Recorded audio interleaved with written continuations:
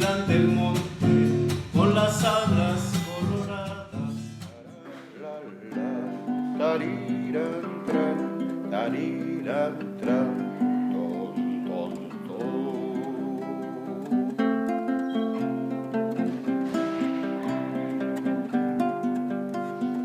Tri, tres, tri, tres, Inés,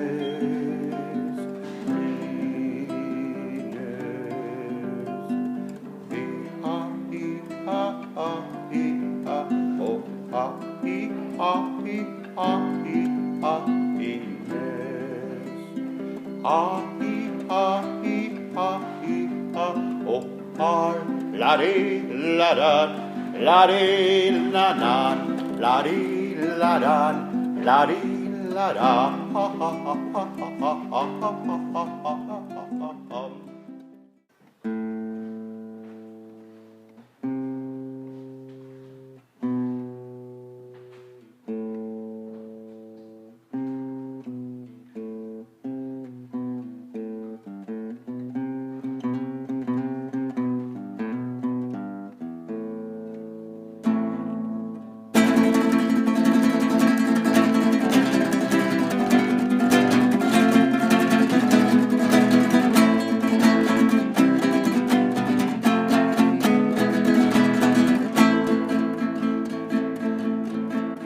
Y les digo ciertas cosas que pelean por salir de mi mente, como pompas que sonrieran al partir. Pensarían que deliro, que lo mío es quimera, que mejor me dé un tiro y que realmente me muera. Y es que es pálida fantasma, yo soy loco y lleno zombie. Ella es pálida fantasma, yo soy loco y lleno zombie. Tubiru bam bam, tubiru bam bam, tubiru bam bam, tubiru bam. Londo biri ba, pipuri pupiri ba. Londo biri ba, pipuri pupiri ba.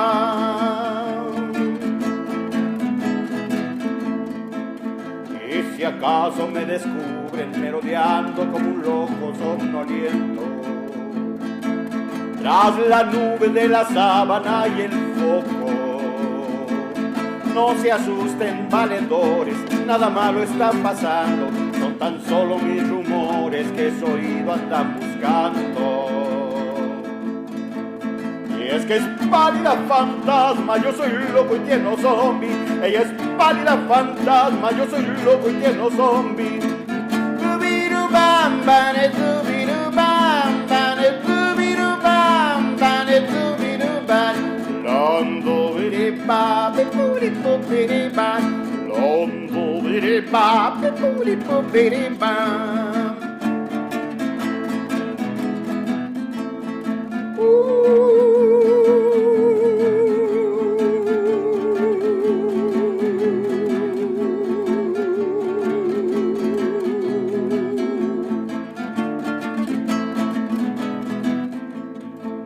Si después de lo descrito ha quedado alguna duda sin respuesta, les repito esta historia de una cruda, de razones agotadas, en quiméricas delicias, en bebidas de miradas, nuestras gélidas caricias. Y es que es pálida fantasma, yo soy loco y lleno zombie. Ella es pálida fantasma, yo soy loco y lleno zombie. Tubiru bam bam, tubiru bam bam, tubiru bam bam, tubiru bam. Londo biri ba, pipuri pupiri ba. Londo biri ba, pipuri pupiri ba. Ella es pálida fantasma, yo soy loco y lleno zombie. Ella es pálida fantasma, yo soy loco y lleno zombie. Ella es pálida fantasma, yo soy loco y lleno zombie. Ella es pálida fantasma.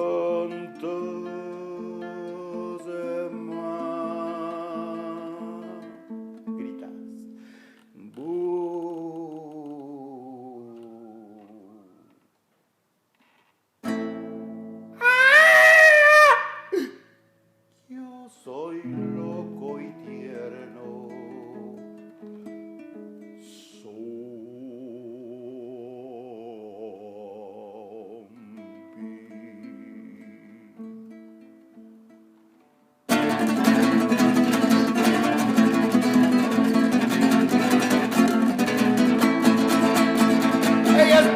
fantasma, yo soy loco y lleno zombie. Ella es pálida fantasma, yo soy loco y lleno zombie. Ella es pálida fantasma, yo soy loco y lleno zombie.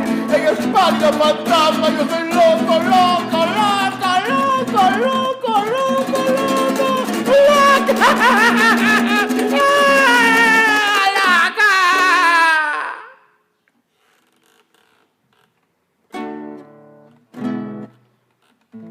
Gracias. Buenas tardes, hoy día 23 de julio del año 2021 estamos aquí con Julio Vulcano Serrano y acabas de interpretar la canción que se llama Fantasma y zombie. Fantasma y Zombie. ¿Cuántos años ya tienes que escribiste esta canción? Apenas la escribí en el 94, 95, por ahí esas fechas. Y la grabé en un cassette. Tenía un cassette grabado desde 1990 y estas canciones las volví a regrabar en el 94, 95, junto con esta canción y otras más. Y ese cassette me llegó desde Sinacantepec, pero ya grabado en CD. Alguien lo pasó al CD y se lo agradecí mucho, no sé quién fue. ¿Cuántas canciones más tienes, Julio? Mira, tengo como unas vigentes, son como unas 40, 35, 40. No, ¿cuántas canciones has escrito? Pues como 100, pero 100. las he de... Pero tú has ido haciendo una selección. Sí, he tirado bastantísimas porque no me satisfacía. Ah. Y la del zombie, ¿por qué te has quedado con ella?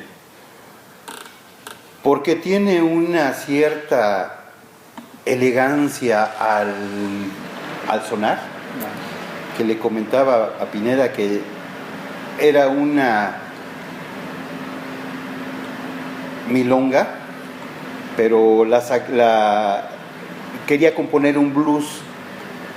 Entonces estuve investigando y salió entre esas investigaciones el Zydeco, que es una música muy rítmica, muy movida y muy agradable, que se toca con el acordeón. Lo estaban tocando con acordeón, música francesa, y me encantó porque le vi un parecido con la música country, que también tiene algo de acordeón con violines. Y me encantó ese ritmo, esa sabrosura de la música. Y quise sacarla, pero en estas circunstancias yo estaba, pues como casi siempre en la vida, ¿no? Algo melancólico, tristón. Y pues dije, pues vamos a hacer algo de blues vamos a cambiarla a blues que suene más lento. Y hacemos un bluesecito, pero también estaba en las cuestiones de investigación con respecto al tango.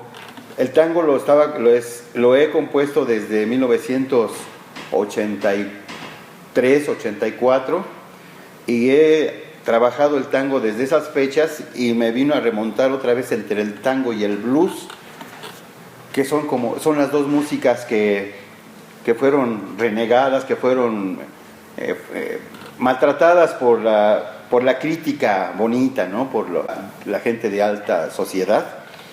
Fueron relegados, encarcelados. Entonces yo en esta situación me di cuenta que estas dos músicas, estos dos géneros eran paralelos, y pues mi voz también se daba para eso, para el tango, porque cuando cantaba rock and roll, cuando cantaba rancheras, me decían que cantara otra cosa, ¿no? Porque se oía bien gacho. Y pues uno necio y sigue cantando lo que a uno le gusta.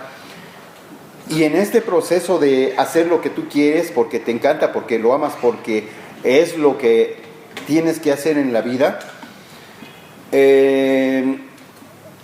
comencé a cantar la música, no, a lo mejor no de protesta, porque yo no conocía a la gente de protesta, no conocía ni a Mercedes Sosa, ni a a Violeta Parra, a Camino Palomares, no conocía a nadie, ¿no? Lo que comentaba en alguna vez, hace 8 días creo, a Miguel Pineda, a otras personas que pues vivía aislado de todo, ¿no? De todo el arte, porque mi vida de teatro, mi vida de música, mi vida de generador de arte se dio dentro de la escuela en donde estudiaba, y todo se dio en esa forma. Y cuando yo estuve viendo lo del tango y el blues, pues no conocía a gente que hiciera eso más que lo que escuchaba en Radio Educación, que fue mi maestra de música, lo he dicho muchas veces. Entonces yo escuchaba a los autores, a los músicos, pero no me acordaba de los nombres. Y yo tenía referencias de esta música no muy tenue, y pues esto fue lo que me fluyó cuando estaba componiendo esto del blues, del Fantasma y Zombie, que se fue parte de blues y parte de Zydeco, pero con una melancolía de tango también, ¿no? Entonces fue una forma de fusionar los dos géneros, el blues y el tango, que tengo otras rolas también en ese aspecto, con esas características. En alguna ocasión estaba cantando en el blues, en el metro, un tango, y un amigo le estuvo poniendo armónicas, y soy yo muy padre. Entonces los tangos los compongo así, no hay quien me acompañe, y menos con un bandoneón. Entonces yo me acompaño solo con la guitarra y la armónica, también, tanto como para el blues como para el tango. ¿Dónde aprendiste a tocar? Primero, pues no sabía tocar la guitarra, simplemente ponía el dedo y ponía a sacar ritmo y componía, a hacer canciones sin saber. Entonces, esa chica me dejó, pero no la voy a volver a ver. Oh, yo no sé lo que voy a hacer. Oh, porque todo después de todo, a mí me gusta el rock and roll. Así salían. Entonces fue algo natural que se dio. A mí me encantaba, a mí me encantó.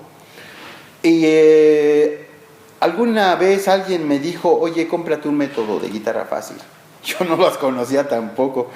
Y pues estuve investigando en los puestos de periódicos, me dieron uno y lo dejé abandonado, porque no le entendía nada. Y en alguna ocasión encontré un libro de guitarra fácil, y decía, como una promesa, ya comenzaba a ver los acordes, y comencé con esos métodos. Comencé con esos métodos y comencé a tocar música comercial y conocida, pero que con el tiempo ya no me satisfacía. Yo escuchaba agujetas de color de rosa y un sombrero con pluma azul, y dije, pues es que esa no es mi realidad, esa no es mi forma de ver la vida. En realidad yo comencé a escribir porque pues quería plasmar mi realidad, ¿no? Como la de muchos amigos, muchos cuates, era plasmar esa realidad que vivíamos, ¿no? La vida se me dio en el colegio, entonces yo escribía lo que le pasaba a la chavita de la primaria, de la secundaria, al cuate que lo sacaron del salón por grosero, que a mí me expulsaron también. ¿Nos puedes tocar algo referente a esto que mencionas?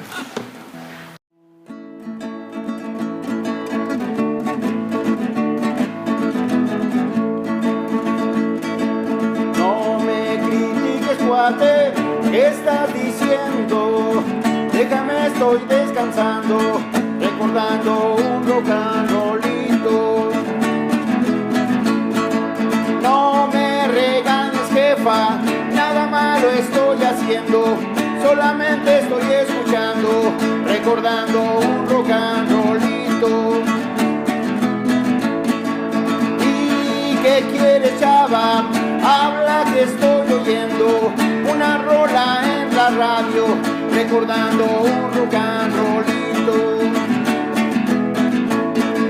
Pero si no es lo que pienso, ya te estás largando, porque quiero seguir recordando un rock and rollito.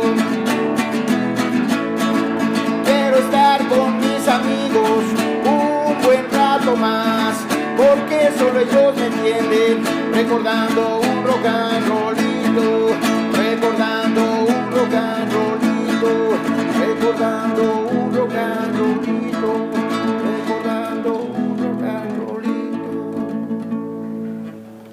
De hecho, esta canción en la secundaria estaba sentado hasta atrás y estaba cantando, y llegó un chavo, un compañero, y es que me da un golpe en el mentón y me estrelló contra el muro.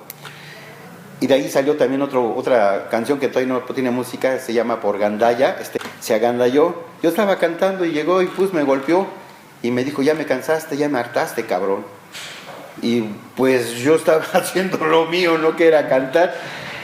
Entonces esas eran situaciones que pues a mucha gente no le agradaba, que yo estuviera gritando, cantando y disfrutando la vida en la secundaria, en la escuela.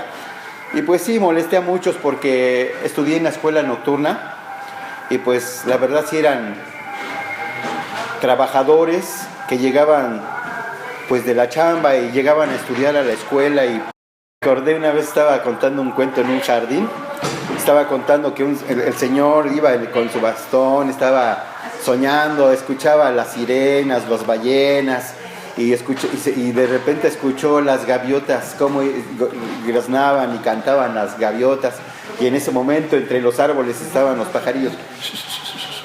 Escuchen, ¿ya ven cómo están cantando las gaviotas? Y dice un niño, no, son unos pajaritos. Cosas que me pasan así, y todo eso lo meto al discurso literario, porque son tus vivencias de ese momento. Entonces tú en la secundaria ya tocabas, ya tratabas de hacer, de generar un producto cultural. No, desde antes, tu producto cultural desde antes. Desde cuarto de primaria comencé a escribir. Esta historia una vez me regañaron porque hablé media hora de la chica que me inspiró a la composición. Comencé a escribir poemas, muchos poemas que nunca le entregué, nunca supo ella, pero que yo los fui guardando. En la secundaria ya tenía, y seguía escribiendo. Antes de la secundaria comencé a escribir sobre rock and roll. Primero eran poemas de amor, después eran poemas rock and rolleros, que le llamé alguna vez, como le llaman los compañeros músicos a la guitarra de palo, música rupestre, rock rupestre. Entonces yo los comencé a llamar poemas rupestres también, porque eran sencillos, pero eran eran construidos de la mejor manera. En la secundaria ya tenía yo 2 libros para publicar. ¿En qué primaria estudiaste y dónde estaba la primaria? Primaria Cuauhtémoc. Ahí estudié la primaria. Terminé la primaria, ahí ya componía, ya escribía y ya tenía bastantito trabajo, nomás que te digo, nunca le entregué a la muchachita esta. Y de ahí terminé la primaria y mi hermano me obligó a estudiar, me metió a la fuerza a estudiar la secundaria, que se lo agradezco así muchísimo a mi hermano Martín. Estaba cruzando la avenida Tepozanes en la Loma Bonita, se llama Revolución Mexicana, sí. esa escuela. Y en esa escuela fue cuando comencé, aparte de seguir escribiendo, comencé a hacer teatro también. Pero te digo, ya en la secundaria ya tenía 2 libros para publicar y pues yo no sabía, y no sé cómo me enteré, no sé cómo supe, pero me llegué a derechos de autor a comenzar a registrar mi trabajo y fue algo fascinante para mí, porque ya tenía material y un amigo me dijo, oye, ya tienes bastante material, ¿por qué no haces un libro? Es que no sé cómo. Pues tú nada más junta tu material, pues va, órale. Los junté en tamaño carta, los engargolé. En esa ocasión edité, se llama Rolando en la Ciudad, hice 10 ejemplares. Ya después de haberlos registrado, los estuve regalando. Y a un cuate le gustaron. Y dice, oye, pues tienes buen material, síguelo haciendo. Pues órale. Y entonces el otro material que había escrito para la muchachita, comencé a revisar y tiré bastante. Y otros que se perdieron en el tiempo. ¿Cómo se llamaba la muchachita? Cirila. pues gracias a ella comencé a escribir. Entonces, la vida se me dio para seguir haciéndolo. Un maestro me había... Porque yo también era bien tremendo, era bien rebelde porque no les caía bien a la gente por gritar un escandalón, pues entonces me hacía más rebelde. Y una vez sí le dije, porque como no veo bien al pizarrón, no veía bien al pizarrón, me quería sentar adelante. Y como el maestro veía que yo era bien desmadroso, bien escandaloso, pues me mandó hasta atrás y le dije, es que yo quiero estar adelante. O sea, me puse al tú por tú con el maestro. Y no, pues que se lamiento, ¿sabes qué? Vete a mucho a la... Y me expulsó del salón y me dice, a ver, sácame. O sea, sí me puse al tú por tú con él. Y llamaron al supervisor, llamaron al asesor y pues ya me iban a expulsar de la... ¿De eso tienes alguna canción? ¿Hiciste algo? Hice, pero no tiene música todavía. Que vienen en un libro que se llama Protesta General, que también estoy a punto de editar. Mucho material viene en eso. Se llama Abuso Escolar. Primero haciendo una parodia de Lora con el abuso de autoridad. Hice una parodia con lo de la escuela, que después no me agradó mucho, entonces comencé a escribir algo fuera de esos parámetros que me marcaban primero la radio comercial y después la música que comencé a escuchar del Three Souls in My Man, que pues, fue un encuentro muy, muy padre, pero con el tiempo se fue haciendo monótono porque siempre hacía lo mismo. Y eso no le reclamo, le digo a muchos músicos que pues desde la primera canción hasta tu disco 6, 7 se sigue oyendo igual, ¿no? Entonces, ya en la secundaria pues ya tenía todo ese material y comencé a escribir teatro porque un maestro me dijo, escribe un cuento, y yo comencé a escribir un diálogo y me dijo, eso no es un cuento, y le dije, pues es que usted me pidió un material para la tarea y no es que eso es un teatro, eso es teatro. Dije, pues qué chido. Y lo guardé. Y te digo, como era bien estruendoso, me expulsaron y el maestro me dijo que no tenía derechos para exámenes. Y yo no quería quedarme reprobado. Y le dije, oiga maestro, pues déme chance de hacer un examen. Dice, no tienes derecho. Se llama Manuel Martínez Álvarez Sandoval. Y me dijo que no. Y unos compañeros llevaron una obrita de teatro, un libreto, y ellos escogieron el papá, el hijo, y a mí me tocó hacer la mamá. Dije, chido. Y mi primer personaje en el teatro fue de una mujer, ¿no? Y me encantó porque ya antes jugaba con Rodrigo Gracida, cariño, compañero también que era bien desmadroso también como yo. Jugábamos al teatro, ¿no? Jugábamos a imitar a Andrea y Maritza. ¡Maritza, ya llegó el maestro! ¡Apúrate! ¡Ay, nos va a sacar cero si no ponemos el 5 que nos dijo! ¡Mira, pon el pizarrón, Maritza! Y nos poníamos a jugar de esa manera.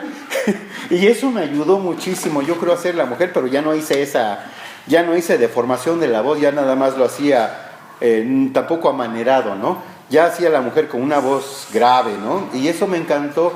Y ahí comencé a hacer teatro y me encantó el teatro. Después una obra de la Revolución que el maestro hace poco me dijo que se llamaba Sentimiento Revolucionario. Sí comencé a hacer todo ese material, ese arte en colegios. Te digo, desde la primaria, en secundaria, y me seguí en el bachilleres con la canción esta del rock and rollito que hice en la secundaria.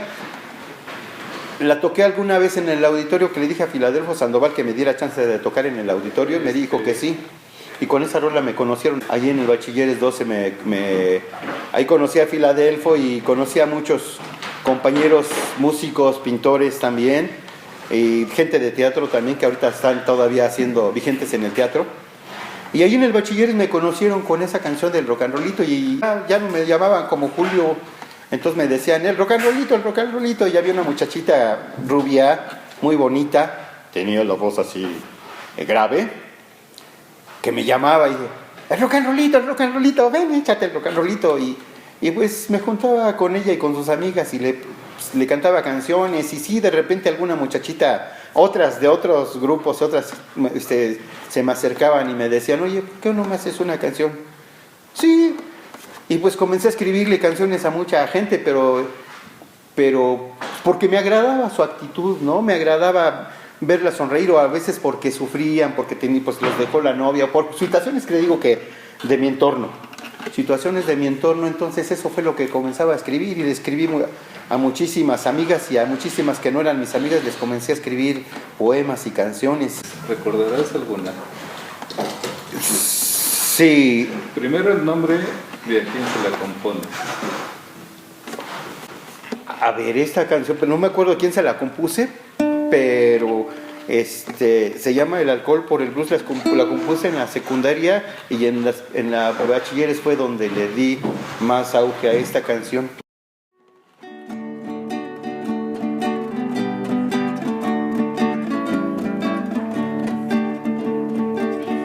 Ahora cambié el alcohol por el blues y me siento bien en esta virtud. A veces bebo cerveza, pero no bebo alcohol. Hablando con franqueza, pienso que es mejor. Tampoco bebo tequila, aunque sea a veces licor, porque mi mente intranquila me saca y mete en pudor.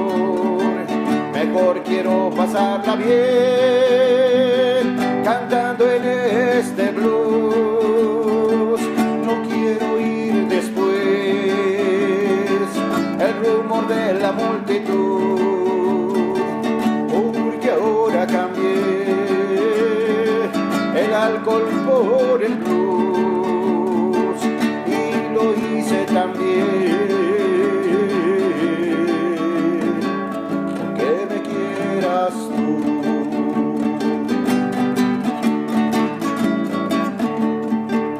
Ahora con mi guitarra puedo irme a rolar sin meterme a la farra por temor a llorar.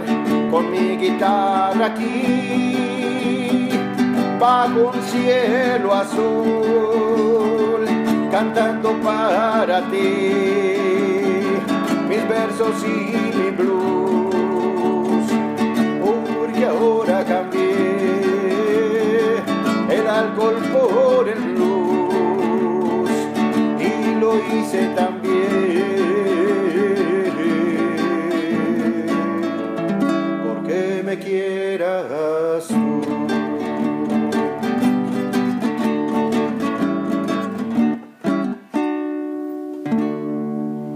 Fue para todas aquellas que fueron alumnas en 1983 en el colegio de bachiller. Y fueron muchas canciones las que les hice a varias, tal la del rock del bachiller, el blues del bachiller, Las chicas malas, que esas, me dijo un cuate, oye, esa está bien buena, una bronca entre chavas, que yo saqué.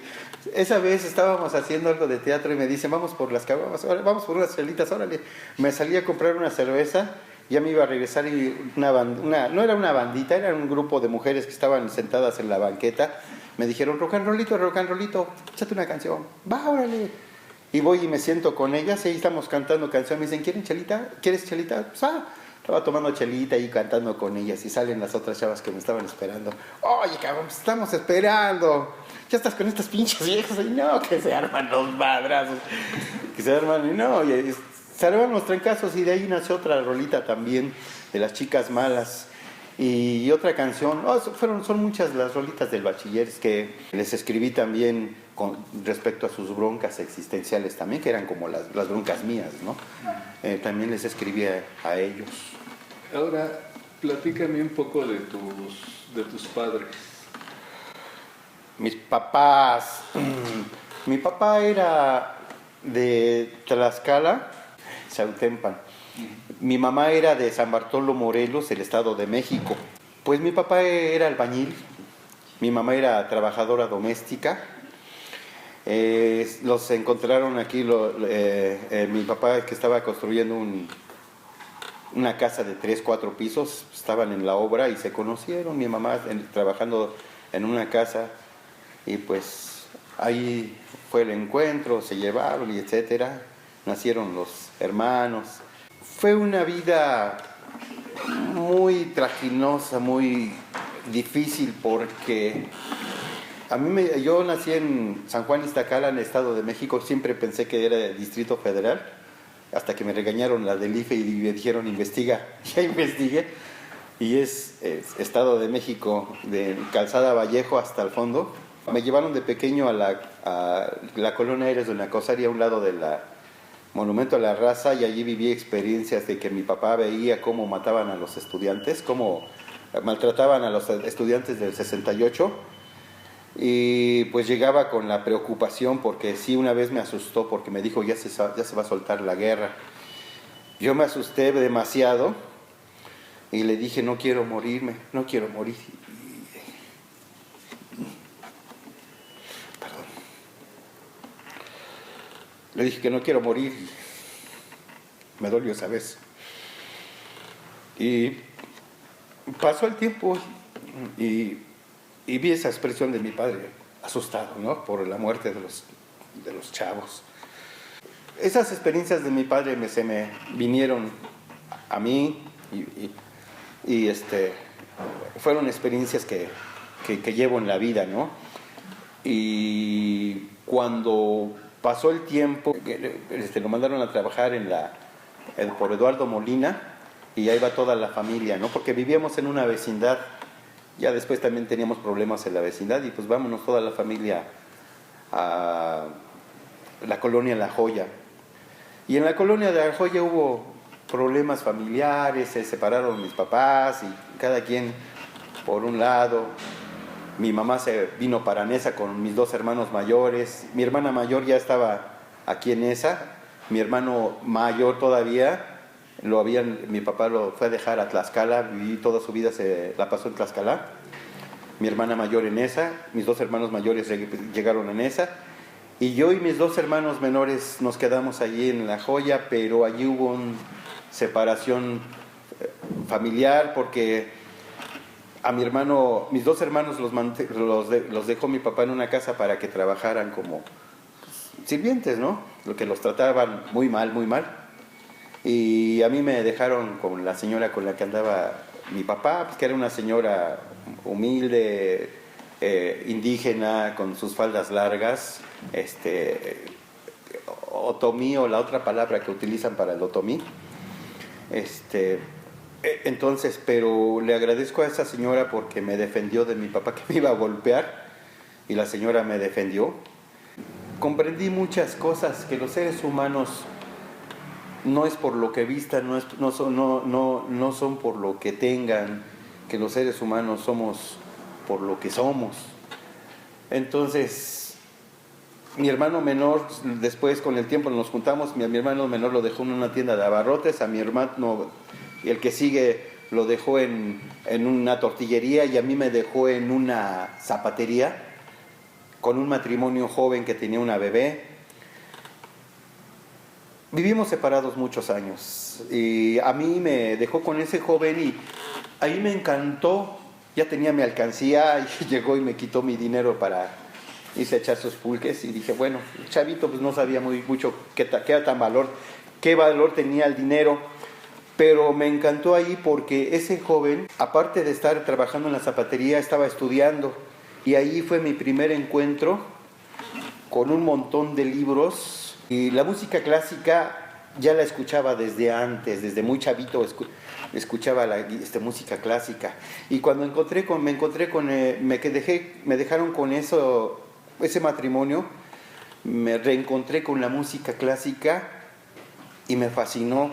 Creo que la música clásica fue lo primero que entró a mi esencia, a mi ente creadora. Y eso fue lo que me inspiró muchísimo. Y la otra parte de los libros es que yo encontré unas enciclopedias grandísimas, las abrí y del lado izquierdo estaban unas imágenes que yo no sabía ni quiénes eran ni quiénes, y del otro lado estaban los textos, y recuerdo bien que decía Quijote de la Mancha y Sancho Panza, y caminaban con Rocinante, y leí parte de esa memoria, y con el tiempo ya después me enteré de que era Don Quijote de la Mancha de Cervantes Saavedra, pero esas fueron las estancias que me invitaron a la lectura y a la literatura, junto con la música. Dentro de esas vivencias también, en esa época, no recuerdo si eran 70, 71, 69, 70, 60, 71, salió un álbum de artistas, era muy amplio, artistas extranjeros y mexicanos, y yo veía a los Herman Monster, y ahí conocí también en estampa, que no conocía tampoco ni a los Beatles, conocí en estampa a los Beatles y a los Rolling Stones, y conocí a los Herman Monsters, porque no teníamos ni tele ni cama, ¿no? Nos dormíamos en los cartones del cemento, ¿no? Y de la calle, teníamos una cobijita y órale con eso, porque no teníamos muebles tampoco, no había nada.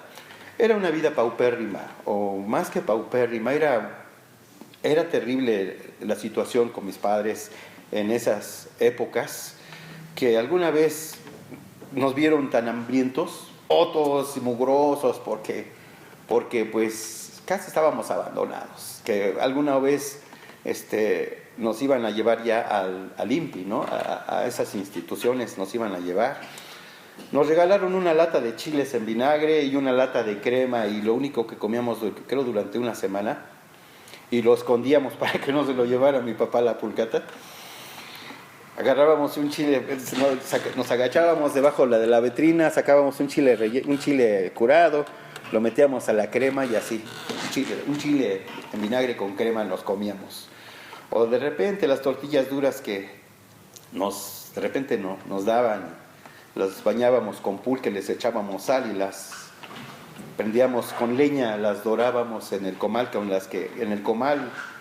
y pues así comíamos tortilla bañadas de pulque con sal, y así hubo un tiempo que estuvimos así, viviendo esa situación. Y después llegó la señora que era pariente del dueño de esa casa, que el dueño de la casa era un pajarero, se iba por la República a vender pájaros y regresaba, y dejaba a mi papá encargado sus pájaros, y cuando regresaba pues juntos se iban a echarse sus alcoholes, ¿no?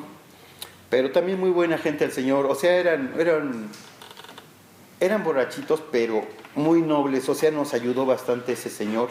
Y llegó su familiar, una señora, que hasta apenas me enteré, que mi hermano me dijo que se llama Aurora, esta señora, y su esposo Guillermo y su hija Ivonne.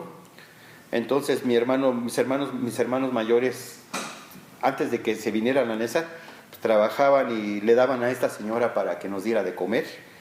Y pues, por fin teníamos una tele en blanco y negro, ¿no? Porque la señora llevaba su tele, ya de repente ya veíamos la tele, y fue algo emocionante tener tele, aunque sea ajena, pero ya teníamos tele.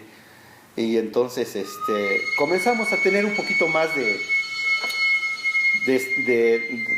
estar bien con estas personas, con esta familia, y poco a poco, y entonces se vino otra vez otro truene y se vinieron a separar. Fue cuando se vinieron mis hermanos, yo por acá y por allá, y a veces era difícil, y pues ya nos vinimos para Nesa.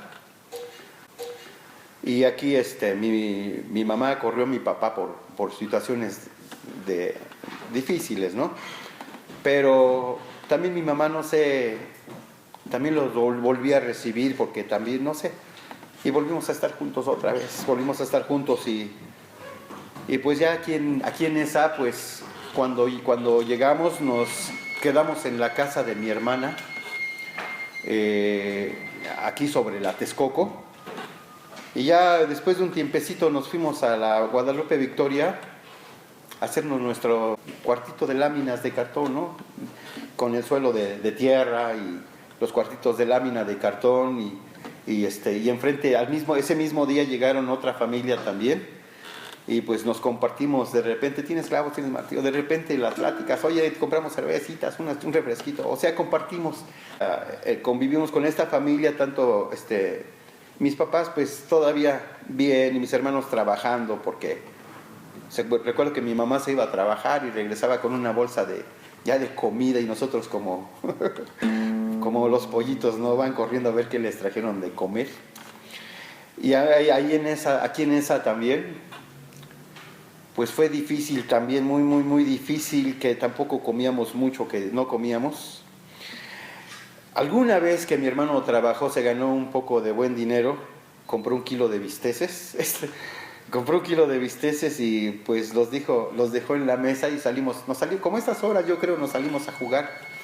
Salimos a jugar y me dice uno de mis hermanos, ya tengo hambre, vamos a hacer los bistecitos. Pues entramos al cuartito, no, nomás vimos pinche ratota que se llevaba los bisteces. Como en la otra casa, estaba de mampostería y tenía huecos. No, pues eran los nidos de las ratas, ¿no? Ahí vimos cómo se metieron las ratas, hijo. Y mi hermano, 2 de mis hermanos agarraron resorteras y órale, a darle a los pinches, a cazar ratas. Esas fueron vivencias aquí en esa, muy difíciles. Qué bueno que fueron difíciles, porque aprendes a enfrentar la vida de muchas formas, pero no negativas, porque mi padre y mi madre nos enseñó a trabajar. Mi padre era albañil, pero era muy bueno porque después era contratista, porque él era el que contrataba a los albañiles y él era el que decía lo que se tenía que hacer en compañía de los ingenieros, ¿no? Entonces era muy chingón mi papá, y gracias a él aprendí también algo de albañilería. Y mi mamá nos enseñaba también, ese peso lo dejas allí, porque como trabajaba en casas, nos llevaba ese peso, lo dejas allí, ¿sí? Y mamá, me encontré 1 peso debajo de la mesa, ahí lo dejas. Si ahí lo encontraste, ahí lo dejas. O sea, nos enseñó esos valores de no tomar lo que no es nuestro. Entonces crecimos en esa forma. Me voy a adelantar muchísimo. En el 89 ya mi papá y mi mamá ya enfermos. Mi mamá, aparte de diabetes, tenía ya lastimados los riñones, los pulmones, tenía cáncer uterino, y pues ya estaba grave. Entonces a mí me tocó estarla acompañando más de un mes, diario, del hospital a la casa, de la casa al hospital, pero iba la ambulancia ya por nosotros. Y pues en julio, pues casi por estas fechas, fallece mi mamá en el hospital que se cayó apenas, el hospital de la 25, fallece. Lo estábamos velando y no recuerdo si fueron 9, 10 días después. Llego a la casa al otro día y encuentro a mi papá tirado en el piso, también ya muerto. Y pues le llamo a mi hermano, ¿sabes qué? Está así la situación, va. Entonces se fueron juntos mis papás. Y se fueron juntos y pues sí, tuve una caída emocional muy fuerte, muy grande, que pues ya no escribía, ya no hacía teatro, como que me perdí, ¿no? Mi hermana me buscó un trabajo de intendencia, y comencé a trabajar de intendencia. Entonces, la única amiga que recuerdo que anduvo en estas situaciones conmigo en esas épocas también se llama Rosalba Bemares, que estudió música conmigo en Bellas Artes. Éramos músicos. Tengo ahí otra historia sobre eso. Entonces ella anduvo conmigo, el día que fuimos a enterrar a mi madre, pues estuvo conmigo, y con el tiempo me la encontraba, nos íbamos a componer música a algunos parques, componíamos música, pero yo ya no daba, ¿no? Ya no componía ya. Y mi hermana, cuando entré a trabajar en un edificio, en un banco, 20 pisos, pues tenía que apurarme porque era la forma de de entrar hacia mí, porque sí estaba totalmente perdido, estaba ido. Del agosto, octubre, noviembre, entre esos meses del 89, 90, 91 y hasta agosto del 92, creo que fueron 3 años sin hacer arte, sin hacer cultura. Me dediqué totalmente a limpiar pisos, oficinas, ceniceros, a lavar alfombras, sillones, a pulir pisos, a limpiar vidrios, a hacer todo ese trabajo, a limpiar aspas de las cocinas, a hacer ese trabajo que también hubo un tiempo en que dije que fue un tiempo perdido porque no hacía arte, pero ahora que en el 16, 17 que comencé a retomar algunos textos que escribí después del 93, 94, comencé a tomar esos textos y me di cuenta que el tiempo no se pierde y todo es una enseñanza, todo es una educación, que esas vivencias, según decía yo, vacías, te han dado grandes experiencias, que fueron las que viví mientras limpiaba pisos, porque estaba en el edificio y ahí rompí un vidrio de esos que ponen abajo de los escritorios, rompí un vidrio con la esquina del cesto y brincaron los cuadritos del vidrio y me asusté, me espanté, dije me van a correr, me cambiaron a ICA, los edificios de los ingenieros, y pues ahí me castigaron y me pusieron a limpiar todos los sanitarios. Y dije, bueno, pues es mi trabajo. Y vamos otra vez, cuando cargué el costal de la basura para salir, no me di cuenta que estaba el vidrio, y con la frente que rompo el vidrio, me cayeron los vidrios en la muñeca. Como no teníamos seguro, no dan seguro en muchos de esos trabajos, pues nada más vi cómo corrió la sangre alrededor de mi muñeca y dije, chin, ya nada más estaba esperando que cayera mi muñeca, ¿no? Pero me espanté bastante y otra vez me castigaron y me mandaron a la delegación Cuauhtémoc. Ahí hubieron muchas experiencias también muy tristes, porque veía en las noches, trabajaba todo ese tiempo estuve trabajando de noche, veía cómo los indigentes se quedaban, sí les daban permiso de quedarse en el corredor amplio de la delegación, y yo veía así, no con tristeza, sino como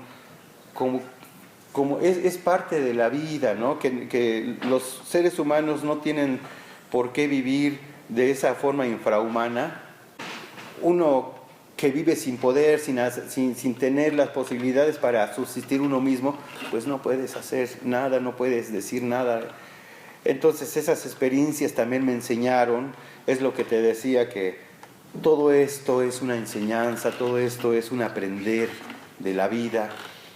Así como le decía a una amiga también, mira, si muchas veces las chavas me dijeron que no, escribí mucho por eso también, ¿no? Por eso escribí bastante, ¿no? Un chingo de canciones.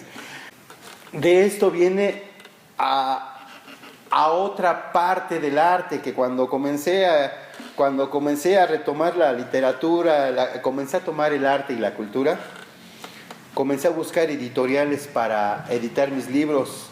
Se me cerraron las puertas, me dijeron que no, se me negaron, que tenía que dar una cantidad exuberante. Y después pensé que gracias a eso, gracias a que se negaron, gracias a que me cerraron las puertas, me dieron en la nariz, y gracias a eso aprendí a editar. Y ahora soy editor, hice mi propia editorial, me edité yo mismo, entonces, y de repente edité a algunos cuates, y esas experiencias son negativas, pero te dan una enseñanza y tienes que hacer las cosas en forma positiva, ¿no? Lo mismo a los pintores, oye, hazme un dibujo para mi libro, hazme un cuadro, una pintura para mis portadas. Y así pasaron las semanas, que tengo mucho trabajo, oye, pues te voy a pagar, esto es trabajo también, cabrón. Y pues también se me negó eso, y ahí voy al Vulcano, ¿no? Pues voy a pintar yo, voy a dibujar, y por eso comencé a hacer, que ya desde la primaria dibujaba, y todas las situaciones que no me favorecieron, que se me negaron, que no me dieron esa oportunidad, las tomé como un aprendizaje. las tomé como yo voy a hacerlo. Y estudio y me chuto tantos libros o talleres, etcétera, y yo lo hago. Y es lo que realmente hago, ¿no? Si tú me dices, no te voy a entrevistar, cabrón, pues voy y me entrevisto con la... pues voy y me entrevisto con la señora de las tortillerías. No, señora, es que tengo estas broncas así y así. Y solito voy soltando mi sopa. Oye, Julio. Y son situaciones que se te dan. Y en la vida, si la vida te trata mal, tienes que levantarte para seguir con esas ampollas, con esos callos y seguir adelante. Si en la vida te dan un bofetón, no pongas el segundo cachete. Hazte a un lado o respóndele. Si en la vida te persiguen o te quieren dar un madrazo o te lo dan, haz arte. Es lo que le contesto a muchos en el Face. No chingues, no digas pendejadas, no digas groserías, no digas... Vas a protestar, escribe un poema, cabrón, haz arte. Es lo que... mi punto de vista. Julio, platicabas que tuviste andanzas con una amiga en Bellas Artes. Ah, ¿Nos sí. puedes platicar este asunto de ir a Bellas Artes? En el bachilleres continué haciendo el teatro. Entré con Filadelfo, que te comentaba que me dejara cantar en el auditorio.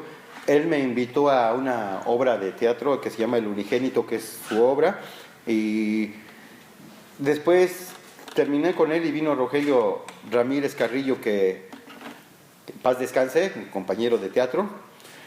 Con él trabajé 4 o 5 años haciendo teatro. Ya había salido del bachilleres, pero seguí trabajando con él. En ese proceso uno busca más, uno busca conocer, aprender, saber, entender, busca más latitudes de la vida. No está uno satisfecho con lo que tiene, con lo que hace. Entonces buscas mayores aventuras, mayores esencias. Y lo que yo busqué fue el teatro del colegio de bachilleres, el teatro titular de todos los bachilleres, y me fui. Y en esa búsqueda encontré un coro en el bachilleres 3, el teatro lo encontré en el bachilleres 4 y el coro lo encontré en el bachilleres 3. Me interesó y fui y hablé con el maestro Rodolfo Buenrostro y me dio chance de entrarle, aunque no fuera en ese bachilleres, me dio chance de entrar al coro. Y comencé a trabajar con él y me dijo que estaba bien, que no estaba mal la voz, que la podíamos educar. Dice, va. Me quedé con él y él me propuso entrar a Bellas Artes. Y le dije, es que yo no tengo dinero, exámenes, pues yo no sé mucho de música y pues no sé cómo entrar a Bellas Artes. Te digo que muchas veces, mucha de mi vida estuve aislado. Y me dijo, yo te ayudo a entrar. Dije, no, pues le tomé la palabra rápido y pues sí, órale. Entonces me metió a la escuela de iniciación artística número 1 y ahí comencé a estudiar solfeo, canto y varias materias, historia de la música, pero a la vez estaba en el coro del bachilleres y estaba en el coro del colegio de Bellas Artes, estaba en esos dos coros. Y en ese coro fuimos a cantar a la Pinacoteca Virreinal. Por ahí anda una foto en un periódico que no puedo encontrar. Y en la escuela pues estuvo muy bien. Y ahí fue donde conocí a esta muchacha, Rosala Bemares. De hecho ella comenzó a hablar. Soy muy tímido, yo no le hablo casi a las personas, a las mujeres. Ellas son las que me hablan a mí. Entonces ella estaba en una puerta y me dijo, ¿estás con la maestra Zúñiga? Y le dije, sí. Comenzamos a platicar y me dice, yo estoy estudiando guitarra acá y veo que, como siempre ando con mi guitarra, dice, ¿por qué no te metes a estudiar música? La guitarra. Le dije, sí estoy, es que estoy estudiando canto. Y era canto o guitarra, yo estaba estudiando canto. Me dice, vete a estudiar con el maestro, no me acuerdo el nombre del maestro, vete a estudiar guitarra. Le dije, yo creo que sí. Y otro compañero me dijo, oye, que haces teatro, ¿verdad? Sí, pues hay un grupo donde están estudiando teatro. Y dije, sí, voy a verlo. Pero dije, no, pues voy a abarcar mucho y pues no. Y yo iba bien en la música. Y entonces cuando comencé a ver lo de la guitarra fue cuando comencé a andar con esta amiga y comenzamos a salir, pero a componer música, de repente ella me cantaba, porque ella también era creadora de canciones. Me decía, ¿cómo ves esta canción? Pues se ve bien, mira, más hay que cambiar esta palabra, etcétera, etcétera. No corregía, yo le sugería, como ella también a mí. Crecimos haciendo música y te digo que yo tenía mis problemas, entonces ella como que me daba una cachetada, hey, estamos aquí. Entonces me alivianó bastante esta amiga y pasaron los días, las semanas, los meses y ya después en el mismo grupo de música había un joven, Rodolfo, no me acuerdo cómo se llama, y que comenzaron a hacerse pareja y pues yo dije, pues me voy a alejar y no, me comenzaron a jalar. Y entonces los tres nos íbamos al parque y de repente, pues, una chelita, pues órale. Nos poníamos a tomar cerveza, pero a componer. Y entonces éramos tres los que estábamos con la guitarra, componiendo canciones y tomando una cervecita en los jardines, ¿no? En los parques. Y esas vivencias fueron geniales porque nos quedábamos salíamos de la escuela y nos quedábamos hasta las 8, 9, 10 de la noche, ahí tirados en el parque y viendo la luna, ¿no? O a veces las nubes que se veían blanquitas en la oscuridad del cielo, nos quedábamos allí, echando chelas y hablando de poesía también. O sea, haciendo una bohemia, pero con la esencia de la naturaleza, ¿no? No así como en grupito que estamos oyendo música, que no, era distinta, ¿no? Y eso fue maravilloso para mí porque también me empapó de otras situaciones de crear.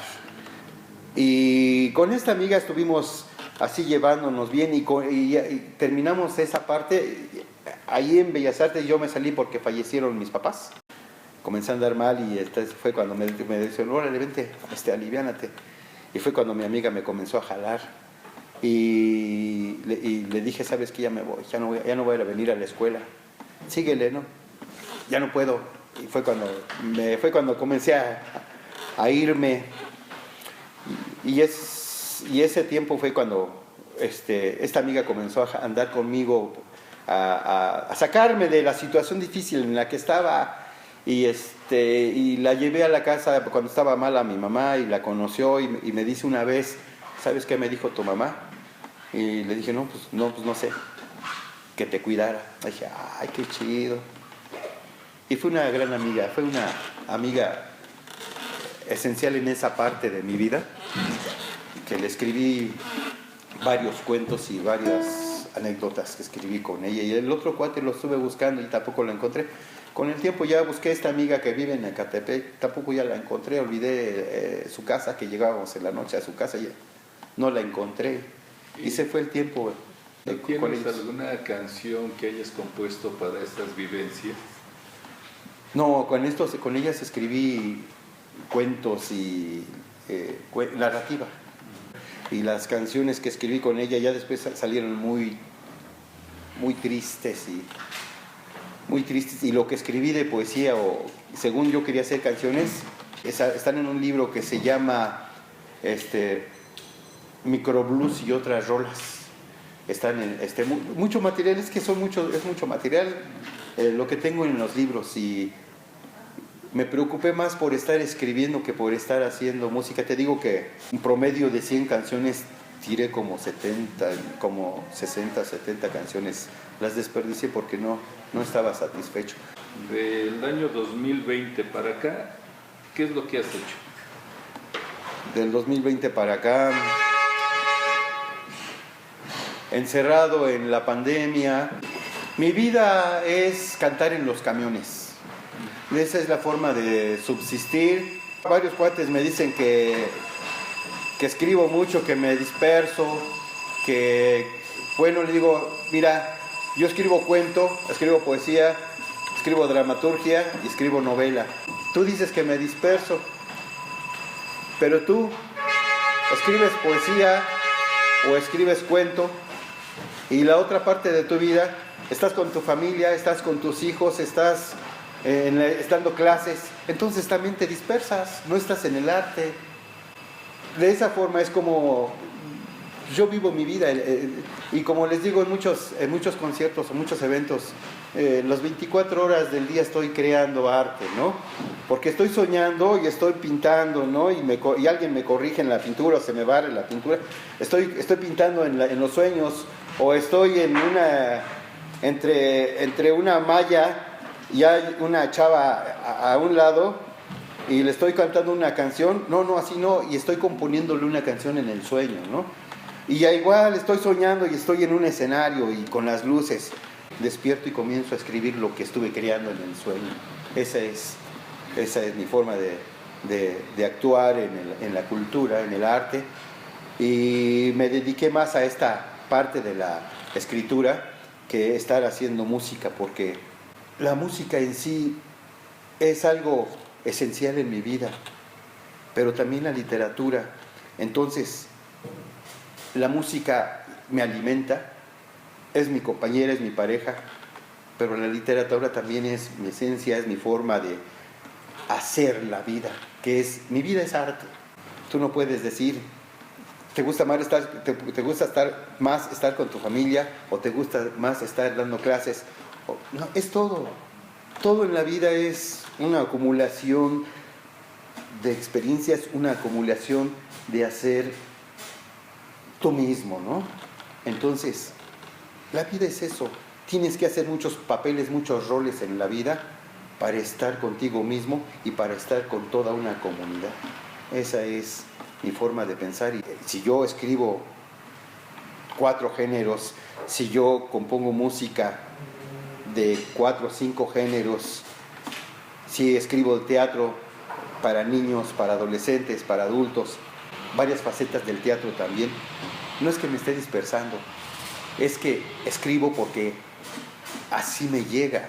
Si yo veo un niño que está mirando un carrito y lo contempla y lo analiza, yo también estoy analizando qué está analizando el niño. La empatía entra en ese momento y es la forma de hacer el teatro.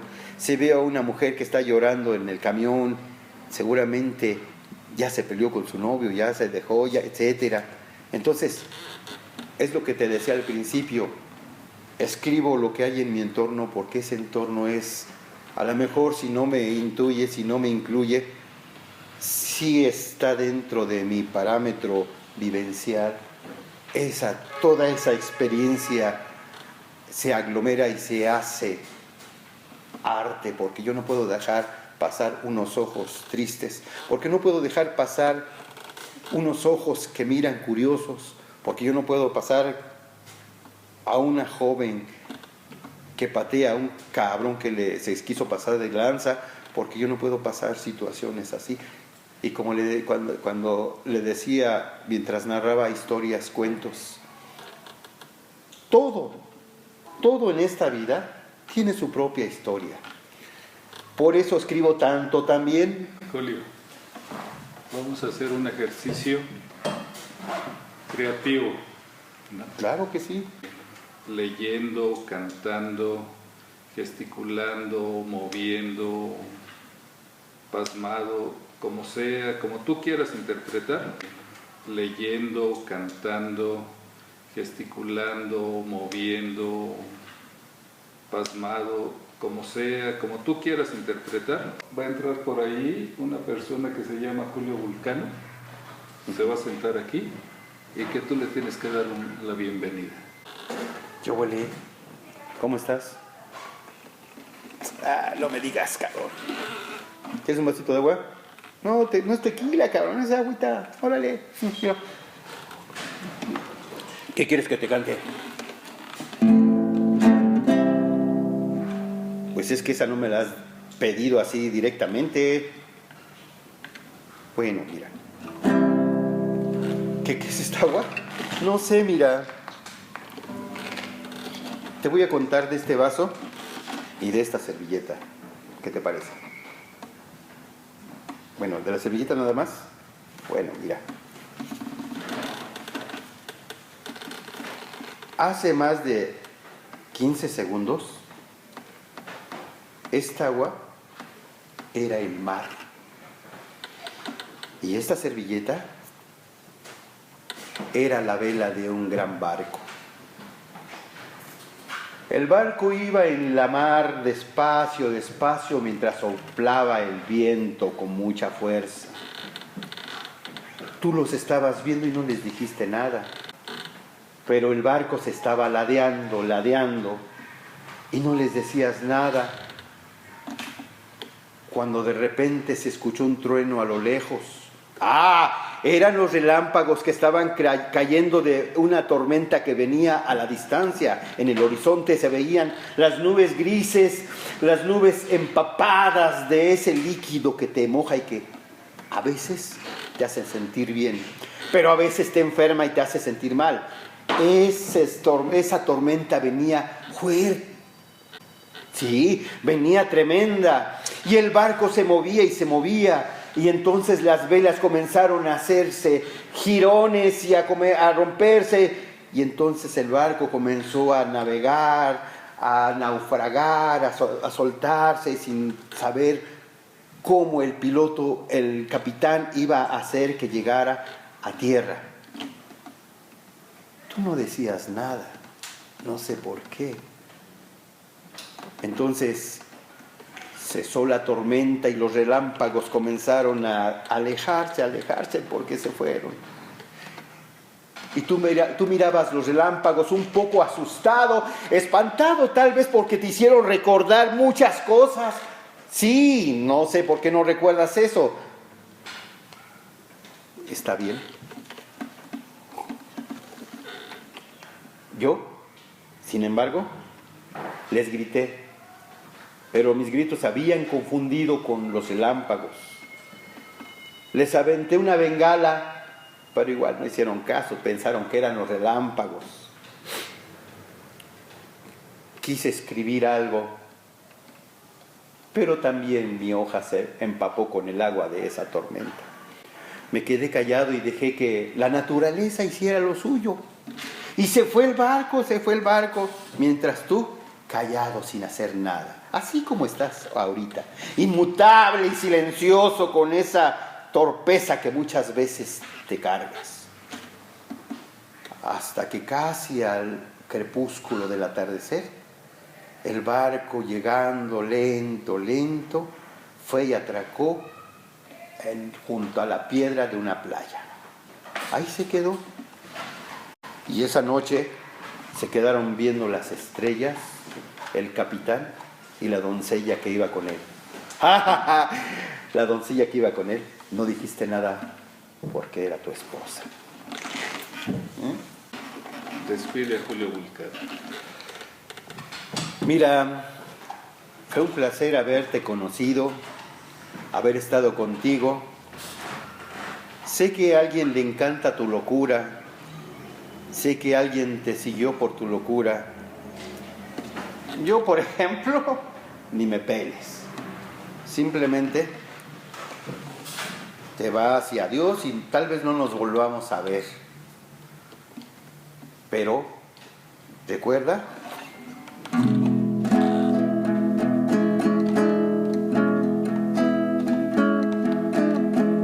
que siempre habrá una cosa en el mar de tu memoria, algo que dejaste aquí en mí.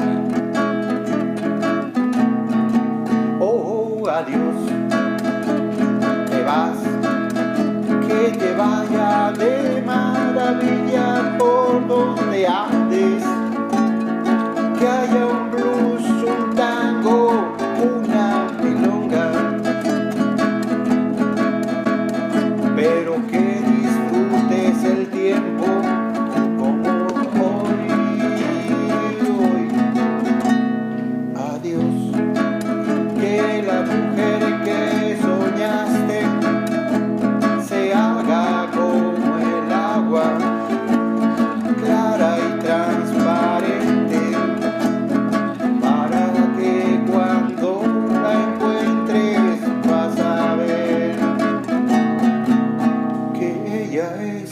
la luz.